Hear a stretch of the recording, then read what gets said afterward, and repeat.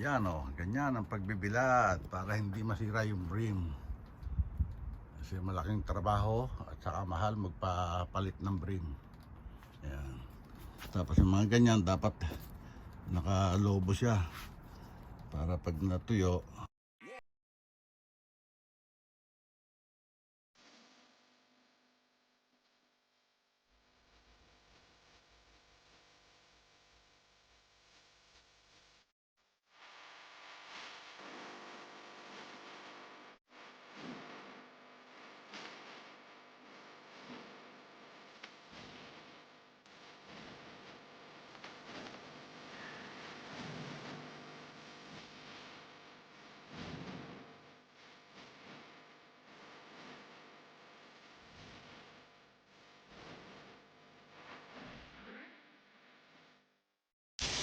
What's up mga kapatid?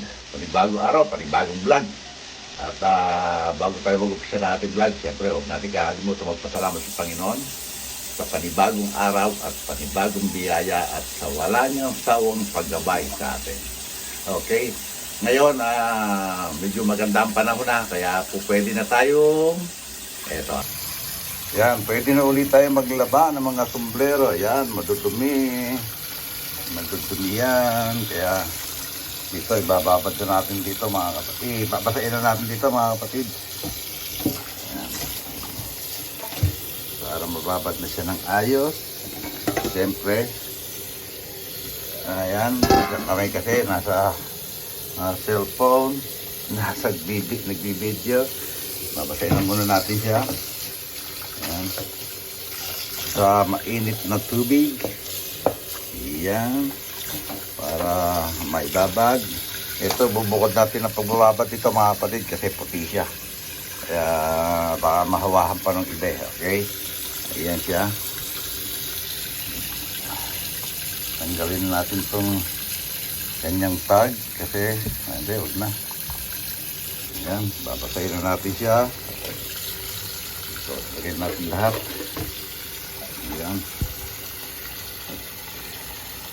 Okay mga kapatid, set up muna natin ito camera. Okay mga kapatid, umpisahan natin ng paghimas-himas, ang himas-himas.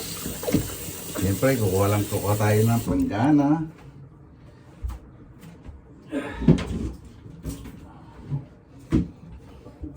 Ito ang ating panggana.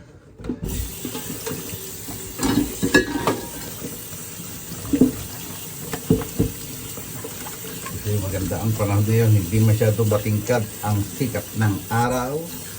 Kaya kagandahan maglaba ng sombrero.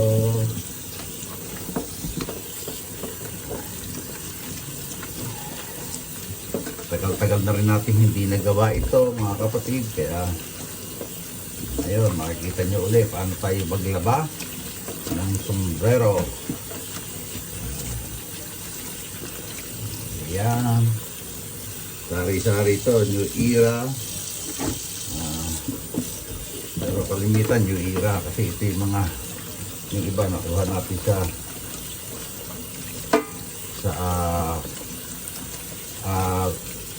thrift store yata or sa flea market, I don't know.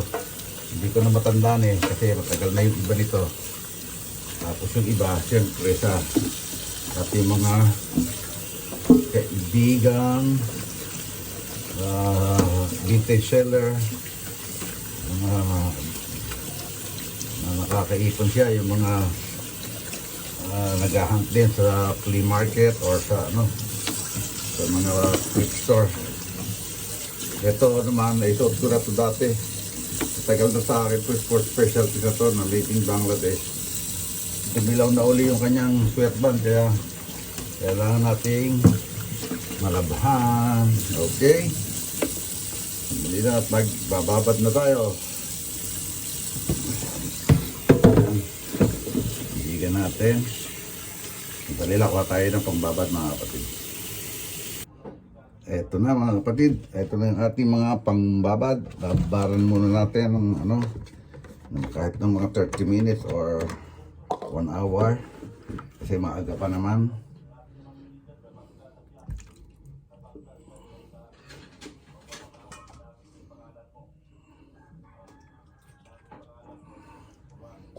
Yan, stain remover, color safe.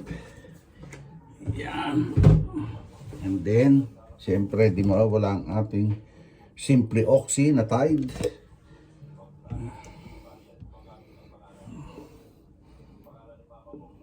Ayan. Okay. Ito muna ang ating babarang.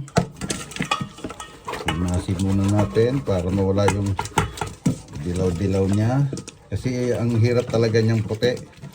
Lalo hindi pa siya wool. Ano siya, alago dun yata ito. Kaya, yan.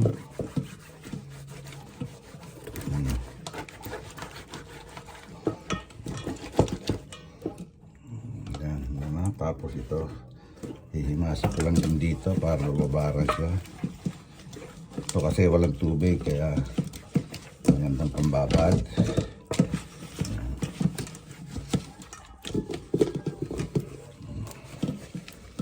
Okay.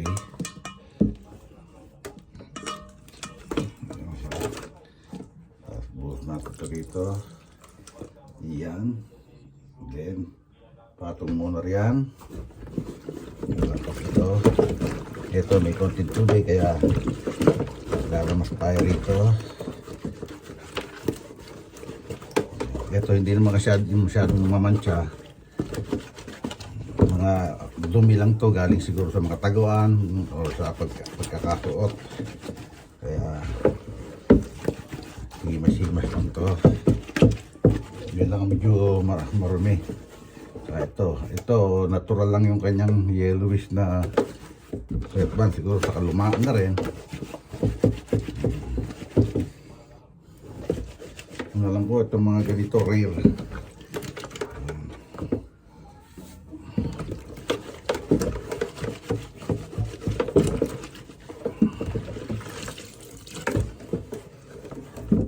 Ito sa kalumaan, dumidilaw yung kanyang mga sweatband. Yan. At himas-himas lang. Kailangan nating hindi tumigil sa pagdaldal kasi nanonood na naman si nanay ng Kalingap. Yan, kaya dapat itong mga new era na ganito hindi masyadong binababad kasi yung kanyang brim ay ano lang siya, parang papel or made from carton. Yan. Kaya hindi siya dapat hindi dapat masyadong babarin para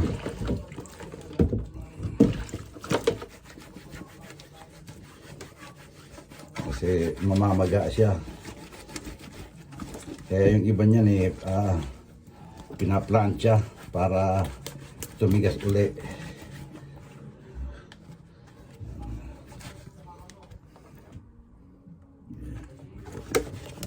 Kailangan bababad rin ito ng gusto. Kailangan natin yan, bababa rin ng gusto.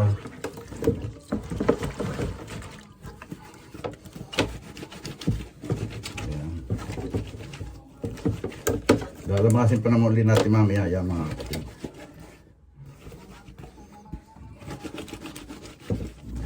Okay. Babad muna natin ng ilang minutos.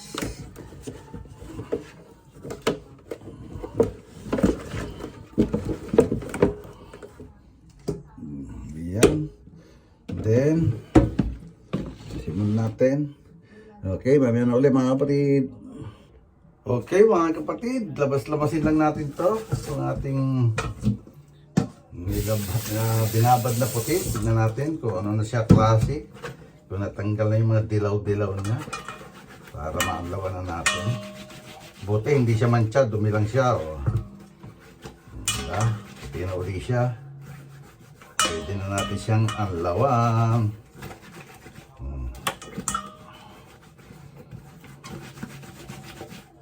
Okay. Sama lang natin sa isang binabad natin. Para makapagbilad na tayo. Nagaan lang na tayo. Dahil almost 1 hour nang nakababad. Tapos sa purong sabon pa. Dalabi, kala ko ano to, mancha. Puting-puti pa naman dahil baka kung matagal maalis ang pagka ganyang parang nylon yung tela niya. Baka matagal matanggal yung mancha, kaya sabi ko, bababad ko ng matagal. Ngayon, kung tingnan ko, wala na yung kanya dumilang pala. Kaya pwede na natin siyang alawan, mga kapatid. Pasensya na kayo dahil yung tiyan ko na naman, saka yung lababo, makikita nyo. Yan, di ba mga kapatid?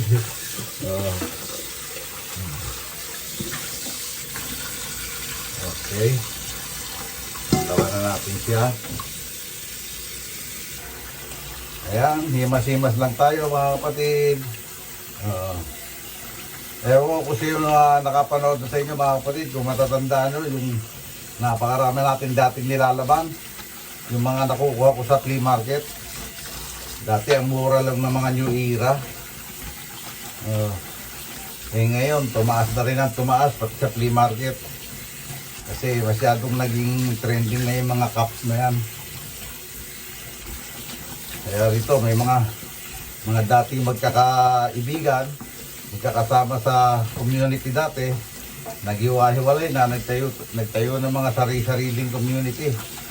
Ito, tinatawag nila na cup game. Parang nagko-competensya sila. Buti, hindi naman ako masyadong kahit na sobrang hilig ko sa cups, hindi ako masyadong nag-stick dyan kasi ang dami ko na rin ipon. Almost, siguro may 1,000 na rin itong aking mga sublero, pati nga sa Pilipinas. Dito siguro nasa 200 mahigit ito, 300. Yeah. Nandito may mga new era, logo athletic, sports specialty, starter. Yan.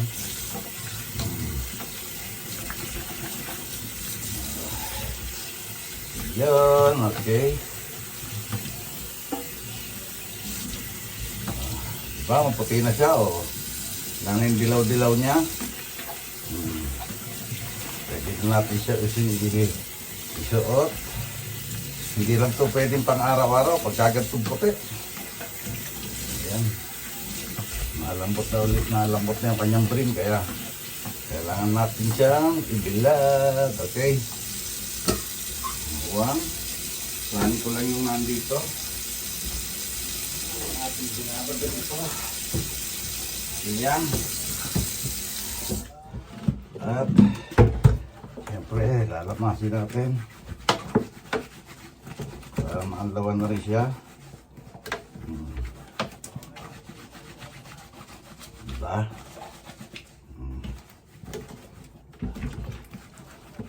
Kasi sabi nga sa inyo, pagka lalo mga black na ganyan, hindi masyadong dumihin, hindi masyadong mancha, saka hindi masyadong dumihin. Pera yung may mga ibang kulay. Ang lang dito, yung mga alikabok, wala yung mga sweatband niya, walang bakat ng pawis. Yeah. Mabilis tayo makakapaglaba pagka ganito. Eto, may dilaw yung niya. Ito pwede na ito. Ay, ba? Itong radius nito, yung ira. Hindi masyadong dumi yung sweatband niya. Hindi katulad nitong dalawa. Ayan. Ito kasi kailangan natin ng brush. So, gamitan natin siya ng brush.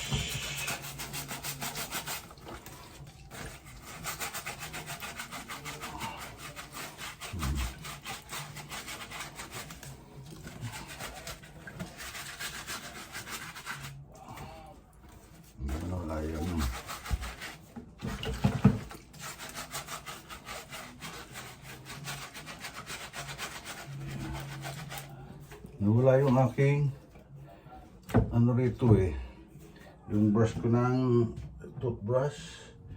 Saan Saan ba napalagay yung toothbrush na yun? Na pandinis ko talaga rito sa sombrero. Na makita eh.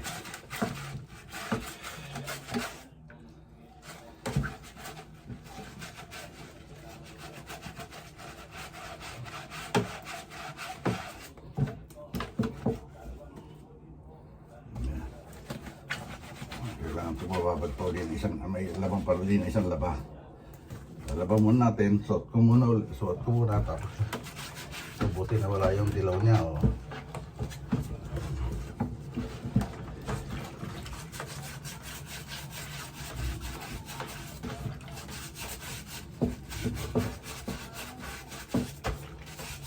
Okay. Yan oh, kita nyo ba mga kapatid ang dumi ng ano pinagbabara natin. Ito kailangan itong maihulma. Lawan natin siya mga kapatid.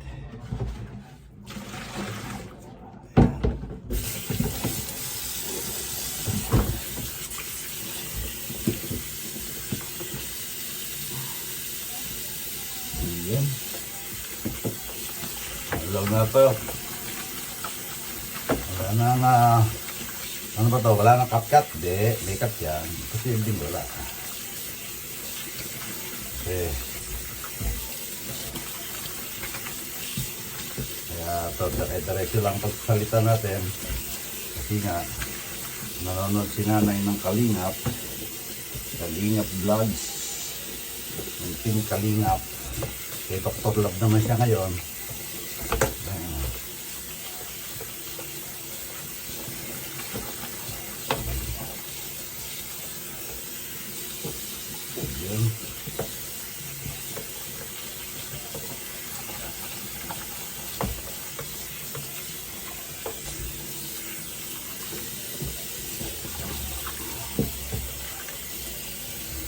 Tanggalin na yan eh.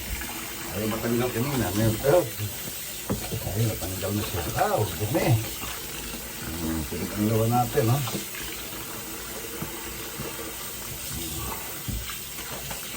Okay. Siguro mga 2 anlaw pa to. Dumi kasi, oh.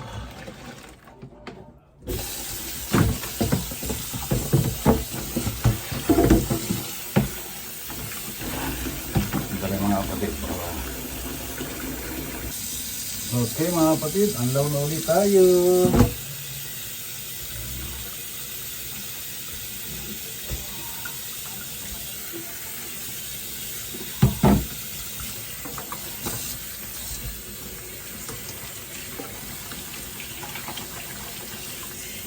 Yan, anlaw. Para maibilad na natin kasi I think mag-11 o'clock na.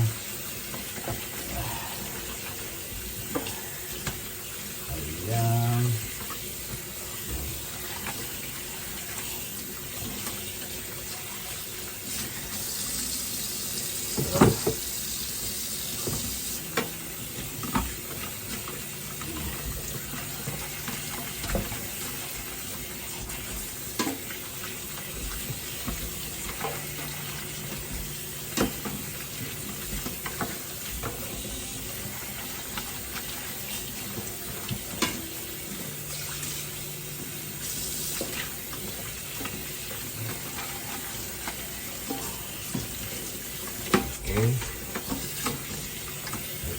Okay.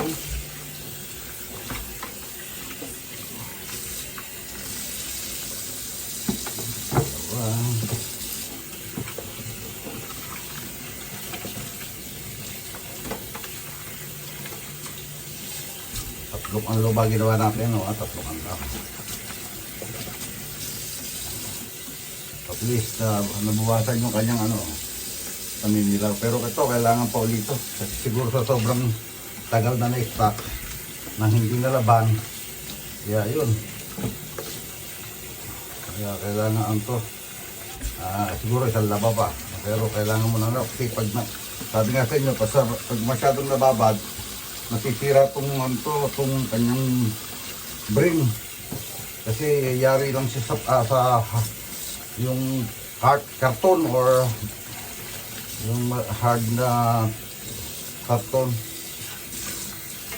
Kaya yung iba pinaplant yan para panggas uli eh.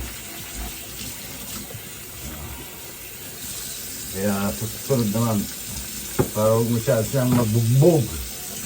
Ayan. Buti kong bago-bago, pagka itong bago-bago, medyo matigas pa yung ano niya, hindi pa maga. Kasi yan, kaya namamaga. Makikita nyo mamaya kung bakit yung binibilad ng ganon para hindi masira yung frame. Para hindi siya mabubara ng matagal sa tubig.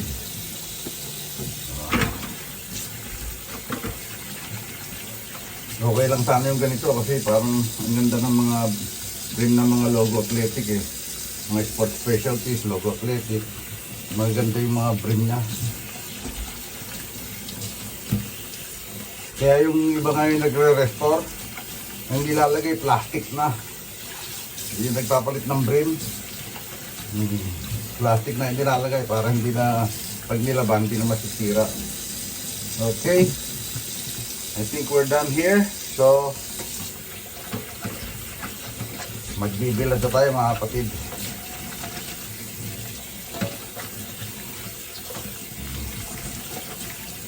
Para may gagawin kasi si nanay dito. Yun, okay. Bilad na tayo mga kapatid. Okay mga kapatid, magbibilad tayo. Ayun, naka-ready na yung ating bibilad doon. Sinet up ko lang yung camera. Tapos ito na yung mga pang-ipit natin. Tingnan nyo mga kapatid kung paano paraan natin para hindi masyado masira yung brim. Iipitan natin ito. Tapos hindi masyadong direct sa sunlight.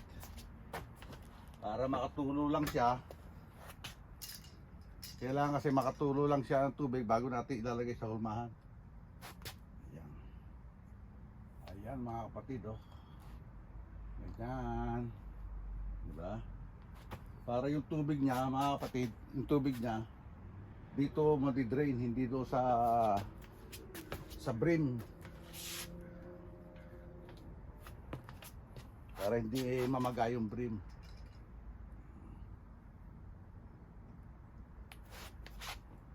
Okay. One more. Ito na natin ilagay. Dito. Iyon. Di ba?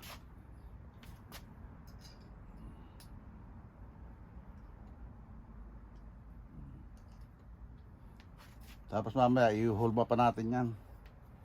Pag nakatulo na yung tubig niya, i-hulma natin.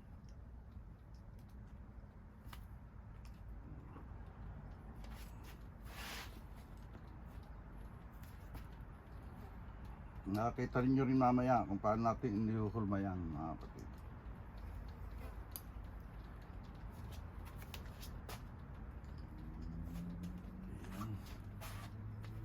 Hindi siya tatamaan ng direct sunlight. Parang tatamaan siya ng direct sunlight. Teka, ilipat natin dito kasi maaga pa pala. Kaya ang araw doon pa lang mga kapatid. Kaya lipat natin dito. Para hanggang mamaya hindi siya mabigla ang pagkatuyo. Ayan. Ayan oh. Di ba mga kapatid?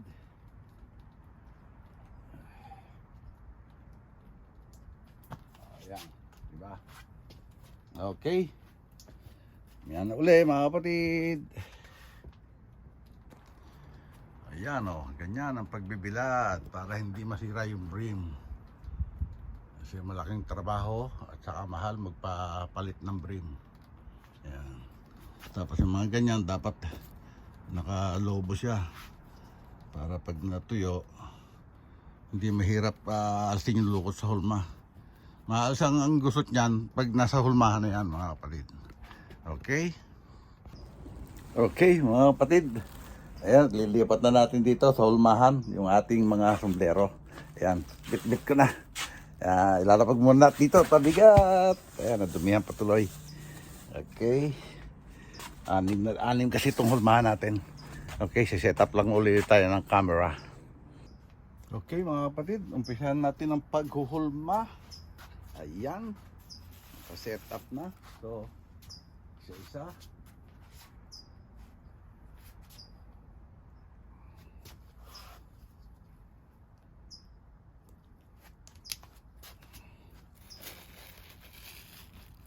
Ayan. Kailangan hulmado siya para matuyo siya ng maganda. Ayan. Okay. Siya.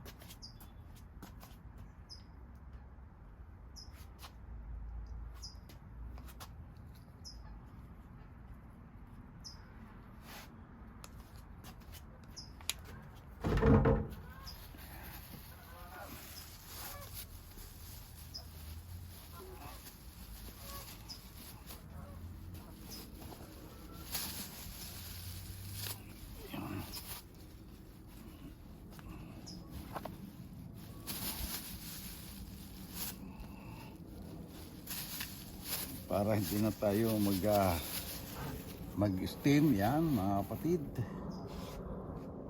So, ito namang isa. Usod natin to. Yan.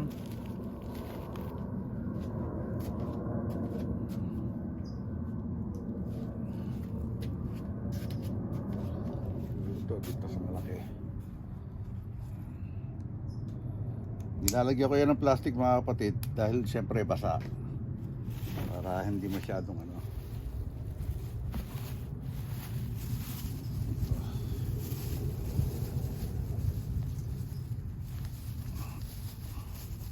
Ito yung ano ito yung gusot na gusot mga kapatid, kaya kailangan mahulma natin ito ng maayos.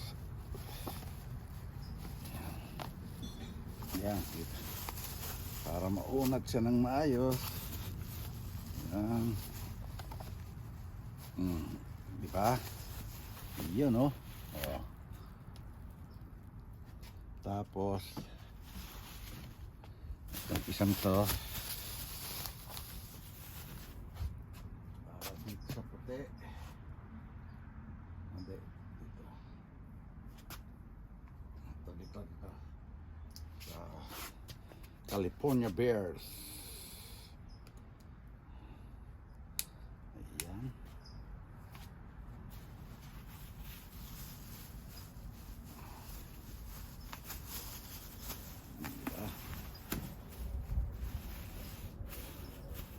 California Bear. Oops. Huwag kang huhuho. Bakit nahuho yung aking bilaran?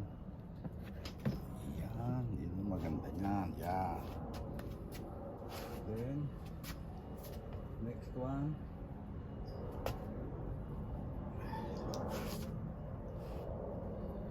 Ito ang ating 49ers training camp. Ito yung madumi yung sweat ba niya. Ayun, hindi na ba uli natin.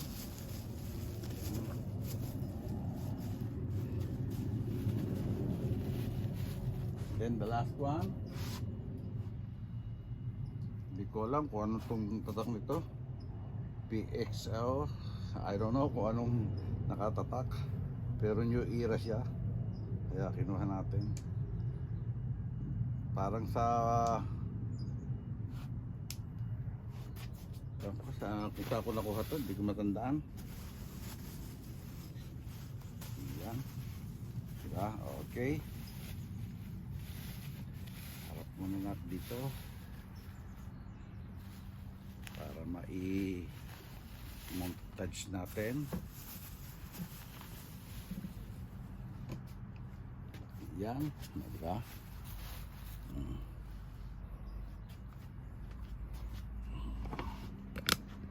Ayan. Oh. Nalabanan natin siya. Oh.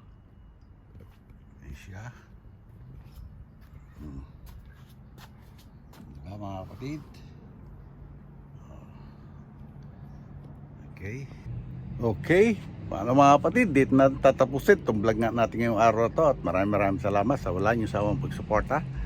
lalo-lalo na sa Sword community. Kasama na dyan ang Sword Team USA, Sword Team Kalbo, Kasangga Foundation, Team Kapanalig, Planet Sword, Bukana Vloggers, Sword Family, at siyempre lalo-lalo na kay Idol Japper Sniper, kay Louie TV at kay Miss Japper Sniper. Maraming salamat po. God bless us all and be safe always. We love you all mga kapatid. Bye-bye!